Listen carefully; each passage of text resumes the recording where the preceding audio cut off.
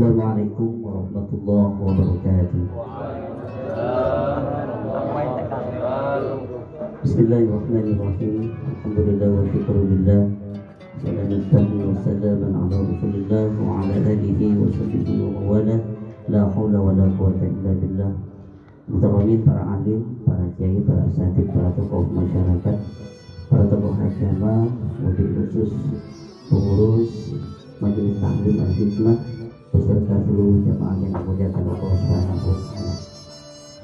Puji syukur alhamdulillah kita panjatkan pada malam hari ini kita bisa hadir di Majelis Taklim Al-Hikmah ini dengan harapan mudah-mudahan hadir kita di majelis ini menjadi sebab diampuninya segala dosa-dosa yang pernah kita lakukan. Amin ya rabbal alamin. Salat masalah mudah-mudahan akan selalu kita turunkan kepada baginda Nabi kita Nabi Muhammad sallallahu alaihi wasallam. Para jamaah yang dimuliakan Allah Subhanahu wa taala. Allah Subhanahu wa taala di dalam Al-Qur'an berfirman, a'udzubillahi minasyaitonir rajim. Ud'uuni astajib lakum. Berdoalah kalian kepadaku, astajib lakum, maka aku akan mengabulkan doa kalian semua. Itu firman Allah di dalam Al-Quran. Ayat ini harus benar-benar kita pahami, dan ayat ini harus benar-benar kita yakini di dalam hati kita. Karena kalau ayat ud'uuni astajib lakum itu tidak kita pahami, maka dalam kehidupan kita tidak akan pernah menemukan ketenangan hidup. Ya. Kalau kita tidak bisa memahami dengan sebenar-benarnya, tidak meyakini ayat ini, maka hidup kita tidak akan pernah tenang di dunia ini. Kenapa? Setiap hari kita berdoa kepada Allah, utamanya di masa pandemi ini. Ya Allah, mudah-mudahan pandemi ini segera berakhir, segera diangkat di muka bumi ini. Tapi pada kenyataannya pandemi saat ini, corona ini semakin menjadi-jadi, sehingga pemerintah dengan terpaksa melakukan PPKM darurat, dan itu pun dilakukan terus diperpanjang sampai kiamat.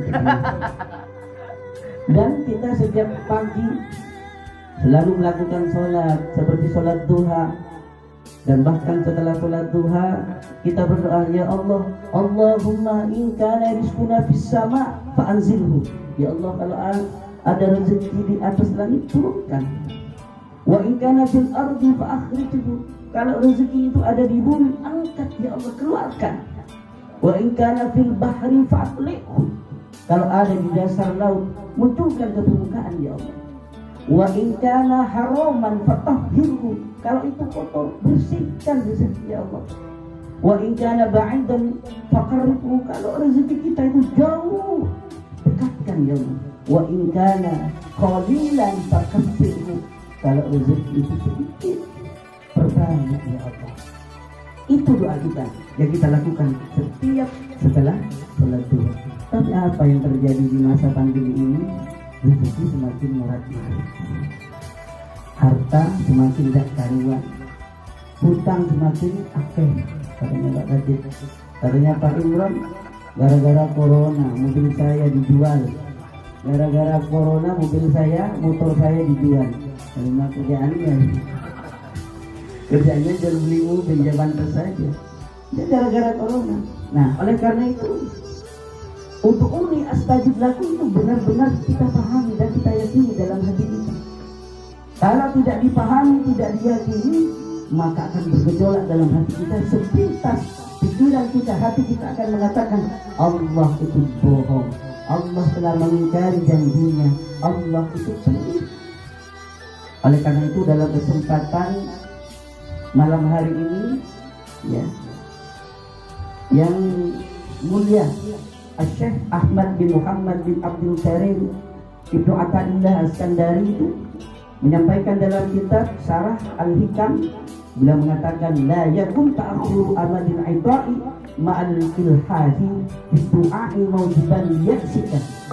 fahuwa dhaminaka lakal ijabatan bima yakhtaruhu laka la bima takhtaru li nafsika wa fil waqti alladhi yuridu la fil waqti alladhi turidu. Ini yang disampaikan oleh beliau Syekh Ahmad Imam Athaillah. Beliau mengatakan bahwa ketika kita berdoa kemudian tidak diijabah, lihat sikap, maka jangan putus asa dengan doa yang kita panjatkan. Itu bukan berarti Allah tidak mengijabah, akan tetapi di situ dikatakan ta'akhur amidin aitai, yaitu menunda waktu pemberiannya oleh Allah. Ditunda waktunya, bukan tidak diterima. Jangan khawatir. Ma'al ilhahi fid du'ai, padahal di dalam doa itu kita sudah bersungguh-sungguh berharap apa yang kita panjatkan itu diterima oleh Allah Subhanahu wa taala. Mengapa beliau mengatakan seperti itu? Fa huwa dhamina lakal ijabatan. Allah telah memberikan jaminan kepada doa kita pasti akan diijabah oleh Allah. Akan tetapi yang kita harus pahami, fima yaktaruhu laka, yang menentukan doa itu Allah Subhanahu wa taala. La fima tahtarun li nafsika, bukan kita yang berdoa yang menentukannya. Wa fil waqtil ladzi yuridu, dan yang menentukan kapan doa itu diijabah oleh Allah Subhanahu wa taala yaitu Allah. La fil waqti alladzi turidu, bukan orang yang berdoa yang menentukan kapan doa itu akan dijawab oleh Allah Subhanahu wa taala. Ini yang harus kita yakini di dalam hati kita. Jadi jangan dimakan mentah-mentah untuk astajib lakum itu. Para jemaah yang dimuliakan Allah Subhanahu wa taala, doa ya, tidak ada yang rugi ketika kita berdoa. Ketika kita berdoa kemudian belum dikabulkan oleh Allah, tidak ada rugi bagi kita. Karena ketika sekarang kita berdoa kepada Allah tidak diijabah bagi kita, tidak diberikan kepada kita, maka Allah akan mengijabah kepada anak kita. Ketika Allah tidak mengijabah kepada doa kepada anak kita, maka Allah akan mengijabah kepada cucu-cucu kita.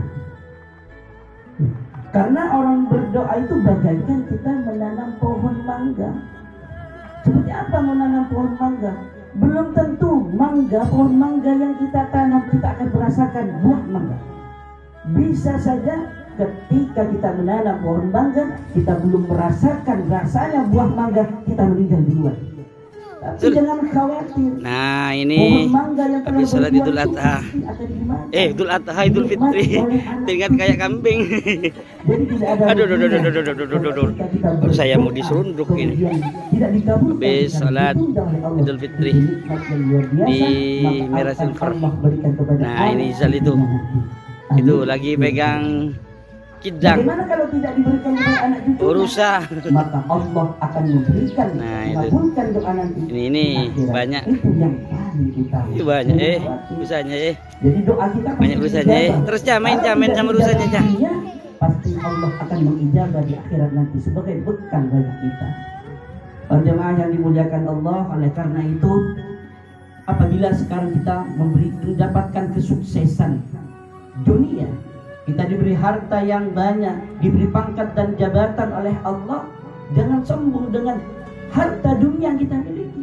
Jangan sombong dengan derajat yang Allah berikan kepada kita. Harta tahta, semua yang Allah berikan kepada kita, jangan sombong. Itu semua tidak lepas dari doa orang tua kita sebelumnya. Oleh karena itu kita banyak berdoa kepada Allah. Ya Allah, ampunilah dosa-dosa orang tua kami, mbah-mbah kami semuanya, sebagai rasa syukur karena kesuksesan kita tidak lepas dari doa orang tua. Makanya jangan sampai ada kacang lupa dengan kulitnya.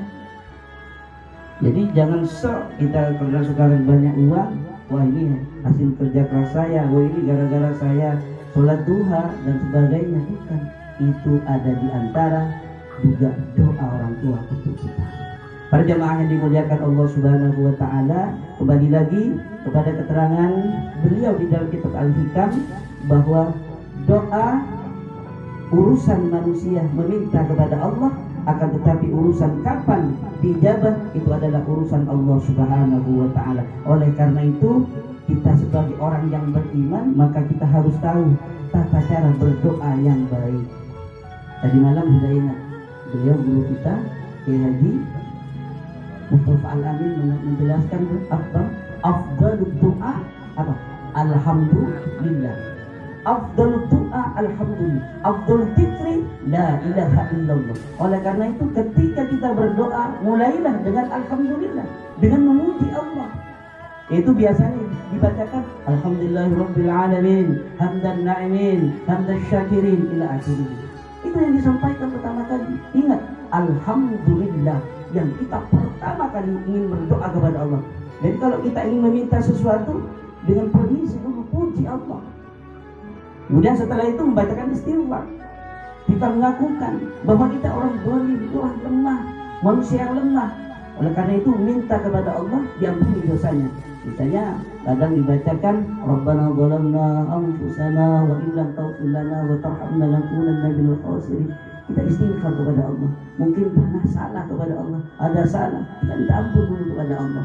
Kemudian yang ketiga, selain kita memuji Allah ketika kita berdoa, puji juga kekasih Allah. Siapa kekasih Allah? Baginda Kanjeng Nabi Muhammad dipuji juga dengan membaca sholawat kepada baginda Kanjeng Nabi. Karena satu-satunya kalimat yang bisa menghantarkan doa kita kepada Allah yaitu sholawat kepada baginda Nabi. Doa kita itu terbatas oleh aling-aling ada di atas kita. Ada aling-aling, ada penghalang yang bisa menghancurkan aling-aling itu. Hanya sholawat kepada baginda Nabi. Ketika kita bersolawat kepada baginda Nabi sebelum berdoa, maka hancurlah aling-aling itu dan tembuslah doa kita kepada Allah Subhanahu wa taala. Ini yang ketiga. Kemudian yang keempat, kurang 10 menit lagi ya.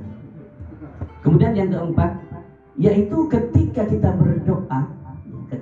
berdoa kepada Allah harus penuh dengan rasa tawadhu, harus dengan khusyuk. Jangan main-main. Ketika orang berdoa, amin, amin, Allahu Akbar, amin misalnya. Ya Allah, bagaimana itu doa akan diterima oleh Allah kalau kita tidak tawadhu, tidak penuh harap kepada Allah. Dan kita harus khusyuk, tawadhu, rendah hati yang kita tuturkan, kita sikap, kita tunjukkan kepada Allah. Kita benar-benar iyyaka na'budu wa iyyaka nasta'in. Hanya Allah tempat kita mengadu, hanya Allah tempat kita meminta. Kita memohon kepada Allah dengan rasa tawaddu'nya agar doa kita diterima oleh Allah Subhanahu wa taala. Kemudian isi doa sampaikan oleh guru kita tadi malam. Apa isi doa? Kalau kita berdoa kepada Allah jangan seperti membuat proposal. Iya. Jangan lengkap, jangan terlalu terperinci, seakan-akan Allah tidak tahu maksud kita. Jadi cukup dengan yang umum sebagaimana yang telah diajarkan oleh Allah di dalam doanya sapu jagat. Rabbana atina fid dunya hasanah. Jadi semua sudah mencangkut kebaikan ke dunia itu sudah mencangkut kebaikan harta, kebaikan amal kita, kebaikan keluarga kita, istri dan anak-anak kita, semua tercakup di dunia ini. Makanya Rabbana atina fid dunya hasanah. Itu jangan sampai terlalu terperinci. Mudah-mudahan saya dapat harta ya Allah, harta akan saya ini kan ya Allah, akan saya ini kan saya kan. Seakan-akan Allah itu tidak paham dengan hati kita. Kemudian ketika kita berdoa juga harus berulang-ulang sebagaimana disampaikan beliau di dalam kitab ini. Lihat sika itu berulang-ulang, jangan sampai putus asa. Makanya kalau ada sahabat kita yang selalu berdoa, Rabbana atina fid dunya hasanah wa fil akhirati hasanah wa qina adzabannar. Doa ini baca Rabbana, doa mau ini Rabbana, Rabbana terus. Memang itu aturannya. Sebagai takdiman kita, Rabbana atina itu dibaca, diulang-ulang supaya sebagai bentuk bahwa kita terus istiqomah berdoa kepada Allah. Kemudian ketika berdoa maka kita harus yakin bahwa doa kita diijabah oleh Allah. Di dalam kitab Al-Hikam ini dijelaskan ada 3 derajat ilmu yakin, keyakinan. Yang pertama ilmu yakin, yang kedua yaitu ainul yakin, Dan yang ketiga adalah hakul yakin. Ini yang harus kita perjuangkan terus. Kalau ilmu yakin derajat kita masih pada derajat syariat menuju tarekat. Ilmu yakin kita harus yakin, doa kita diijabah yakin. Kalau kita mantap di ilmu yakin akan naik dengan sendirinya menjadi ainul yakin. Ainul yakin ini sudah luar biasa pada tingkat tarekat kemudian ke hakikat. Sebagaimana Bal'am bin Ba'urah. Sebagaimana Bal'am bin Ba'urah itu salah satu orang yang sudah pada tingkatan ainul yakin.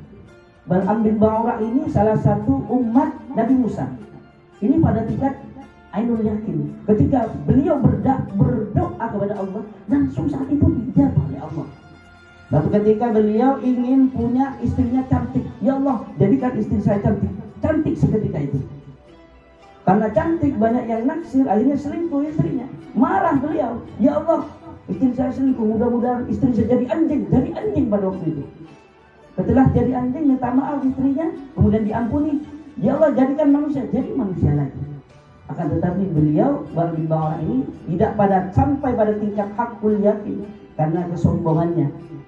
Setelah meningkat menjadi hakul yakin, jadi doanya itu tidak pakai mulut, sudah hati yang berdoa.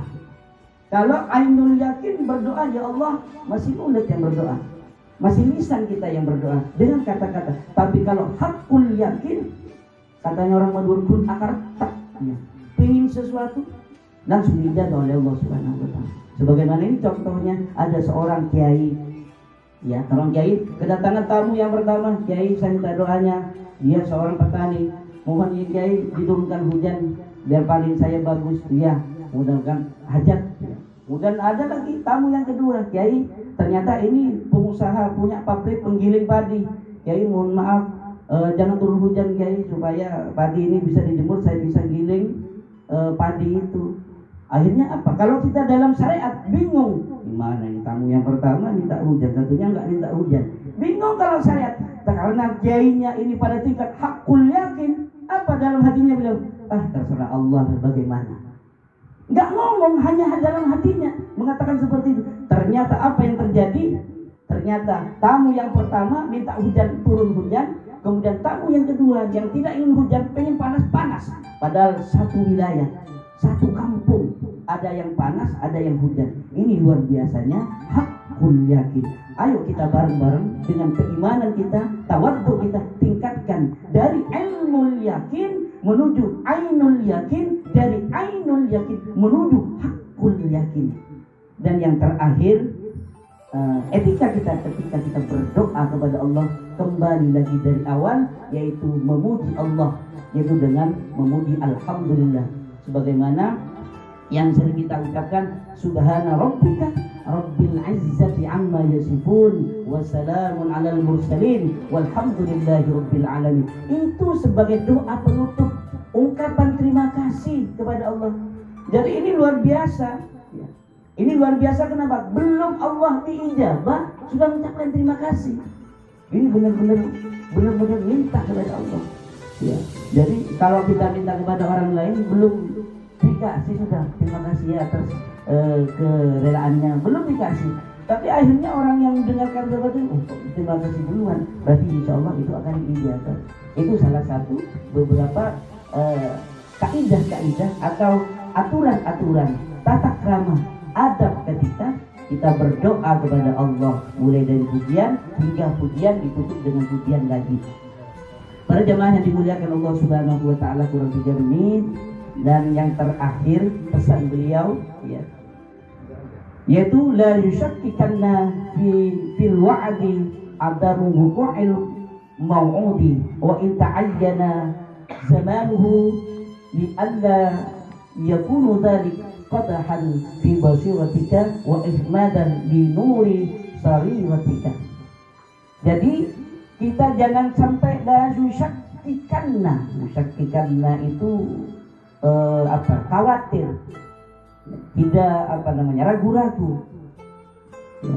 Atau kita masih remeng-remeng, ya Allah itu benar-benar ini apa enggak ya. Ragu-ragu pun itu tidak boleh. Ragu-ragu fil wa'di adamu wuqu'il mau'udi, ragu-ragu terhadap janji Allah.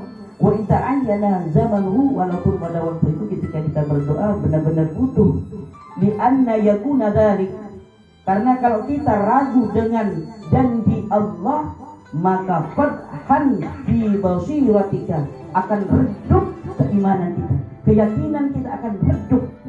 Kalau redup belum mati, hampir sekarat ya. Wa ihmadan linuri sariratika, dan juga akan mati, akan padam hati nurani kita. Jangankan kita tidak yakin kepada janji Allah, ragu terhadap janji Allah, maka keimanan kita akan redup dan nurani hati kita akan ditutup, akan dimatikan oleh Allah Subhanahu wa taala. Oleh karena itu, berhati-hatilah, yakinkan bahwa untuk uli astagfirullahaladzim, dan kita pahami benar bahwa kita hanya bisa berdoa kepada Allah semuanya. Kapan Allah akan menjawab doa kita itu adalah urusan Allah Subhanahu wa taala. Teruslah berdoa ya kepada Allah Subhanahu wa taala, karena kapanpun Allah akan mengijabah itu urusan Allah ya. Karena Allah memiliki rencana yang lebih cantik daripada yang kita inginkan. Ini yang harus kita pahami. Allah lebih punya rencana yang paling baik bagi kita daripada apa yang kita inginkan. Insya Allah Allah yang berikan itu pasti yang terbaik untuk kita. Mudah-mudahan kita diberikan keyakinan oleh Allah Subhanahu wa taala dengan ud'uni astajib lakum tersebut, sehingga kita akan selalu berusaha berdoa sebagai ta'abbudi. Kenapa orang makrifat kepada Allah ta'abbudi? Doa itu ta'abbudi, tidak mementingkan kapan doa itu dikabulkan. Yang penting saya berdoa. Masa bodoh mau dikabulkan tidak dikabulkan itu urusan Allah. Ini ma'rifatullah, tidak mementingkan dirinya sendiri, karena doa itu dianggap ta'abudi, penghambaan kita kepada Allah. Mudah-mudahan kita yang masih pada taraf syariat ini diberikan kekuatan oleh Allah untuk berdoa. Insya Allah doa kita akan dijabah oleh Allah Subhanahu wa taala. Kalau tidak dijabah, mudah-mudahan dijabah kepada anak kita. Kalau tidak dijabah kepada anak kita, mudah-mudahan dijabah kepada cucu kita. Kalau tidak dijabah di dunia, mudah-mudahan dijabah di akhirat nanti. Amin ya rabbal alamin. Ala hadhihi niyyah wa ala niyyati salihati niyyati qabul bi syafaati Rasulillah sallallahu alaihi wasallam wa karamati awliyaillahi kiram bi barakatil Fatihah. Bismillahirrahmanirrahim. Bismillahirrahmanirrahim. Alhamdulillahirabbil alamin arrahmanirrahim maliki yaumiddin. Iyyaka na'budu wa iyyaka nasta'in ihdinas siratal mustaqim siratal ladzina an'amta 'alaihim ghairil maghdubi waladdallin. Wassallallahu tabaraka wa ta'ala wa kulli sahabati Rasulillah amin. Bismillahirrahmanirrahim. Hamdan na'imin, hamdan syakirin, hamdan yuwafi ni'amahu wa yukafi mazidah. Ya Rabbana lakal hamdu kama yanbaghi li jalalika karim wa 'azimi sultanik. Rabbana atina min ladunka rahmatan wa hab lana min amrina rashada. Rabbana zalamna anfusana wa illam taghfir lana wa tarhamna lanakunanna minal khasirin. Allahumma shalli wa sallim 'ala sayyidina Muhammadin salatan tunjina biha min jami'il ahwali wal afat wa taqdi lana biha jami'al hajat wa tutahhiruna biha min jami'is sayyi'at wa tarfa'una biha indaka 'ala darajat.